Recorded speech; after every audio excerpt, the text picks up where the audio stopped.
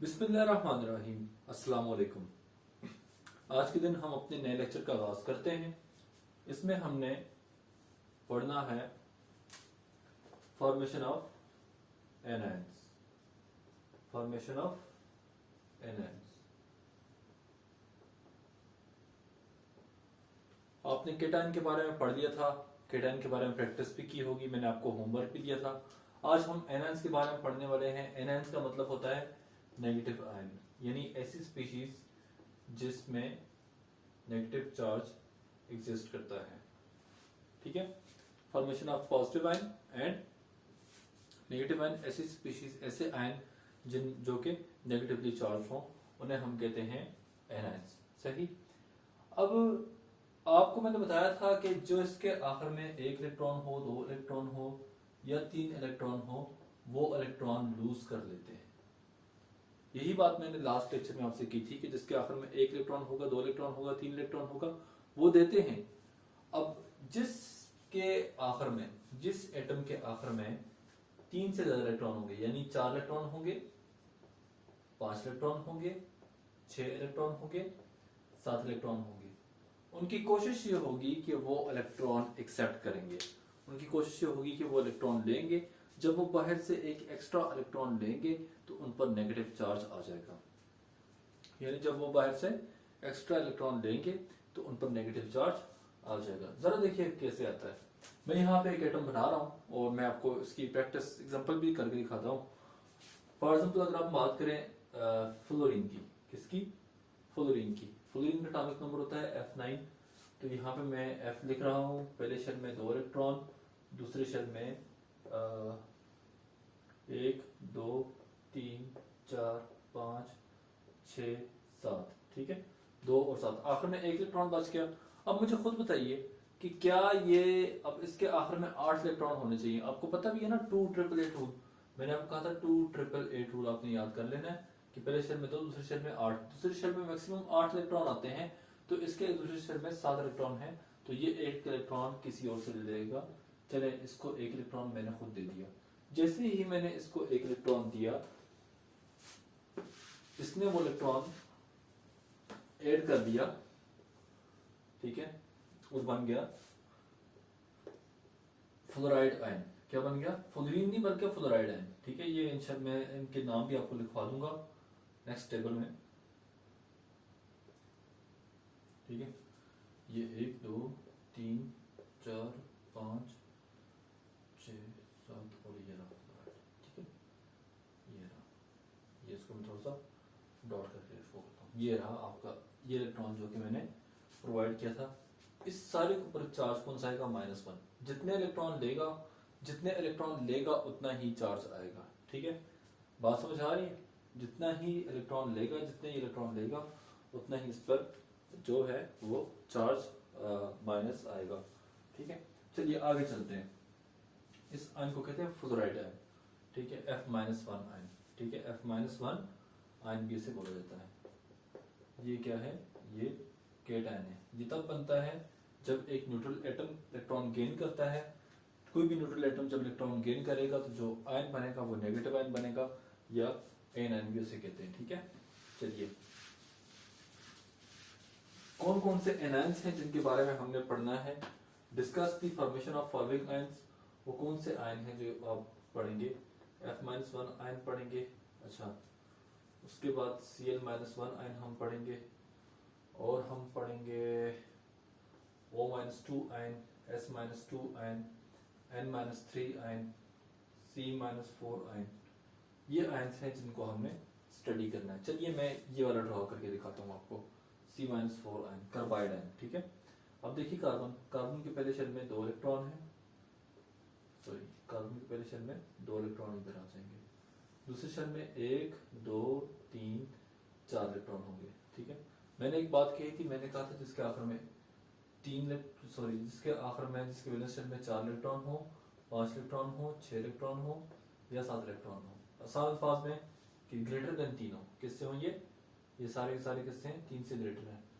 Greater than 3 electron अगर किसी atom के अंदर मौजूद हैं, 3 से ज्यादा इलेक्ट्रॉन मौजूद हैं उसके वैलेंस शेल में, तो वो क्या करेगा? इलेक्ट्रॉन लेगा। वैलेंस शेल लफ्ज़ इस्तेमाल करूं मतलब आखिरी शेल। आखिरी शेल में अगर 3 से ज़्यादा इलेक्ट्रॉन मौजूद हैं तो वो इलेक्ट्रॉन लेगा। तो इसके आखिर में 4 इलेक्ट्रॉन हैं, 3 से ज़्यादा है तो ये इलेक्ट्रॉन ले लेगा। कितने इलेक्ट्रॉन इसको चाहिए? 4 इलेक्ट्रॉन। ये एक भी ले सकता है, 2 भी ले सकता है, मगर मैं इसको 4 दे रहा हूँ ताकि ये इसका जो है ऑक्टेट पूरा हो जाए। ठीक है, इसके जो 8 है ये पूरे हो जाए। तो चलिए देखते हैं। ये देखिएगा, सी पहले शेल में 2, दूसरे शेल में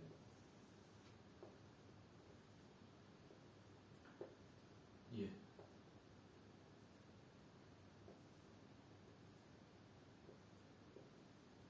ठीक है, ये स्ट्रक्चर इसका बनेगा कार्बाइड का। इसे कहते हैं कार्बाइड C-4। अगर आप इसको लिखना चाहते हैं तो ये 4 इलेक्ट्रॉन इसके लिए हैं तो आप इसको C-4 की तरह भी ऐसे भी लिख सकते हो, कार्बाइड आयन। मैं आपको एक बात मजे की यहाँ पे बता दूं कि आपने देखा होगा कुछ एटम इलेक्ट्रॉन दे रहे हैं, कुछ एटम इलेक्ट्रॉन्स को ले रहे हैं। आखिर ऐसा क्यों है? मैंने पहले भी बताया था, अभी बता रहा हूँ कि एटम इलेक्ट्रॉन तब देते हैं जब देना मुश्किल होता है, ठीक है, और लेते तब हैं जब देना मुश्किल होता है। बात समझाता हूँ, परेशान ना होइएगा, ठीक है। परेशान होकर बैठ जाते, पता नहीं क्या बात की। देखिए कार्बन के पास 4 इलेक्ट्रॉन है, ठीक है, या चलिए मैं फ्लोरीन की बात कर देता हूँ, या चलिए मैं ऑक्सीजन की बात कर लेता हूँ। यहाँ पे एक बार मैं आपको ऑक्सीजन का बना के दिखाता हूँ एटम। ऑक्सीजन का पहले शेल में 2, दूसरे शेल में 1 2 3 4 5 6। इसका एटॉमिक नंबर 8 होता है तो इसके अंदर ये इलेक्ट्रॉन आ जाएंगे। अब जरा गौर से देखिए, इसको कितने इलेक्ट्रॉन चाहिए? 2 इलेक्ट्रॉन चाहिए। मैं इसको 2 इलेक्ट्रॉन अपनी जेब से दे देता हूँ। ये रखो यार, मजे करो, ठीक है। तो ऑक्सीजन क्या करेगा? 2 इलेक्ट्रॉन ले लेगा, ठीक है। आप किसी से भी ले सकते हैं, लाजमी नहीं है, ऑक्सीजन किसी से भी ले सकता है, वो आगे हम देखेंगे। ऑक्सीजन किससे एटम लेता है किससे नहीं लेता, बात देखेंगे, ठीक है। तो ये एक, ये देखिए 2 इलेक्ट्रॉन, ये मैं यहाँ पर डाल रहा हूँ, ठीक है। इसे कहते हैं O-2 ion, O-2 ion oxide ion, O-2 ion, ठीक है। अब मुझे जरा ये बताइए, देखिए इसके आखिर में 6 इलेक्ट्रॉन है। 6 इलेक्ट्रॉन लेना आसान काम है, 6 इलेक्ट्रॉन देना आसान काम है, या 2 इलेक्ट्रॉन लेना आसान काम है?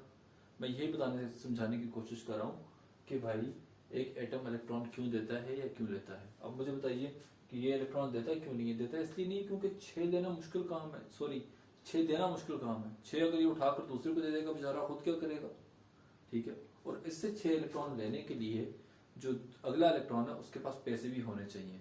उसके पास अगला जो एटम है, दूसरा जो एटम है, या मैं हूँ या कोई भी एटम है, उसको जब पैसे लेने, उसको जब इलेक्ट्रॉन लेने होंगे तो वो उसको पैसे देगा, इससे खरीदेगा। मगर किसी भी एटम के पास इतनी एनर्जी नहीं होती कि वो 6 इलेक्ट्रॉन्स ले सके। तो क्या करता है, एक तो एटम्स के पास एनर्जी नहीं होती, दूसरी ये है कि इसके पास जो है, ये जो है इसके आखिर में 2 इलेक्ट्रॉन हैं, ये वाले अनपेयर, और ये 6 इलेक्ट्रॉन्स टोटल बन रहे हैं। ये 6 इलेक्ट्रॉन जो है देने भी मुश्किल काम है, ठीक है। तो ये क्या करेगा, इलेक्ट्रॉन्स एक्सेप्ट कर लेगा, इलेक्ट्रॉन ले लेगा कि ठीक है भाई मेरे आखिरी शेल में 8 इलेक्ट्रॉन कंप्लीट हो गए। इतनी सी बात है कि एटम सिर्फ ये चाहता है कि उसके आखिर शेल में या तो 2 इलेक्ट्रॉन हो या तो 8 इलेक्ट्रॉन हो। बात को समझाता हूँ। अगर बात पहले शेल की हो रही है, बात पहले शेल की होती है, उसकी कोशिश होती है कि वो अपना डुप्लीकेट पूरा करे। और अगर उसके बाकी शेल्स हैं, यानी बाकी जो अगले 3 शेल हैं, तो उसमें उनकी कोशिश होती है कि वो अपने 8 इलेक्ट्रॉन्स पूरे करे। देखिए जरा यहाँ पे इसके, ये दूसरा शेल है, दूसरे शेल में 8 इलेक्ट्रॉन होने चाहिए, तो ये अपने 8 इलेक्ट्रॉन पूरे करता है। अब लिथियम की मिसाल ले लें। लिथियम क्या करेगा, पहले शेल में 2, दूसरे शेल में 1। लास्ट जो मैंने लेक्चर दिया था आप उसमें देख सकते हैं कि मैंने लिथियम को बनाया है। लिथियम क्या करेगा, 1 इलेक्ट्रॉन दे देगा प्लस 1 इलेक्ट्रॉन दे देगा, ठीक है। अब लिथियम ने 1 इलेक्ट्रॉन क्यों दिया, क्योंकि भाई इसको 7 चाहिए, 7 इसने लेने हैं, वो 7 लेना बड़ा मुश्किल काम है, इसलिए ये अपना 1 इलेक्ट्रॉन उठाकर किसी दूसरे को दे देता है। सही समझ रहे हो कि नहीं? हाँ, समझ आनी चाहिए, क्योंकि समटाइम बहुत मुश्किल हो जाता है बच्चों के लिए इस तरह की चीज़ों को समझना, कंफ्यूज से हो जाते हैं।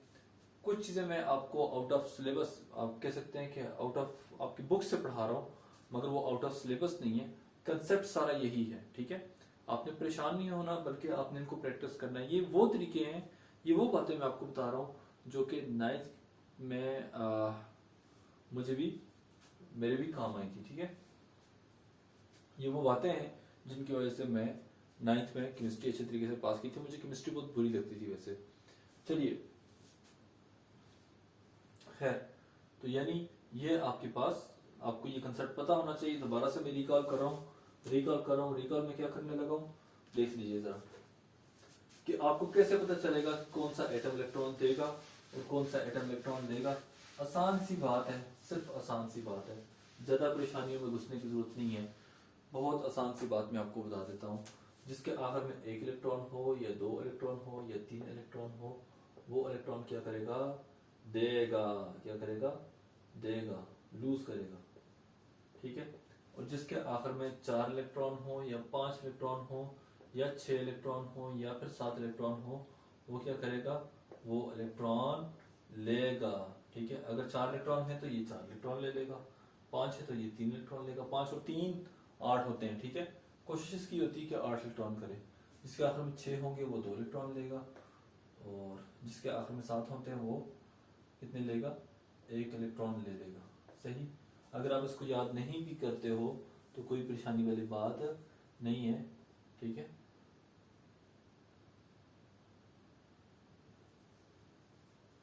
ठीक है, आपको सिर्फ ये पता होना चाहिए 4 5 6 7 जिसके आखिर में होंगे वो इलेक्ट्रॉन गेन करेगा। जिसके आखिर में 1 इलेक्ट्रॉन, 2 इलेक्ट्रॉन, 3 इलेक्ट्रॉन होंगे वो इलेक्ट्रॉन देगा। सही। अब आपने क्या करना है, आप स्टार्ट करें किससे, आप स्टार्ट करें हाइड्रोजन से लेकर कैल्शियम तक सब एटम के स्ट्रक्चर्स बनाएं और बताएं कि उसके आखिर में कितने इलेक्ट्रॉन हैं। अगर आखिर में 1 2 3 इलेक्ट्रॉन हैं तो उनमें से इलेक्ट्रॉन निकाल दें, और अगर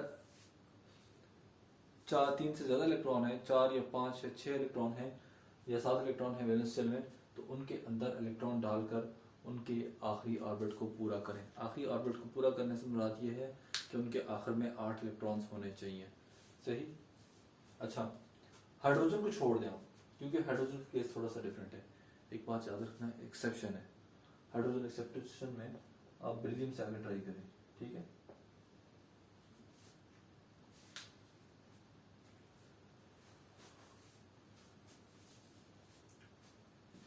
अच्छा मुझे एक बात बताइए, मैं आपसे एक मजे का सवाल पूछता हूँ।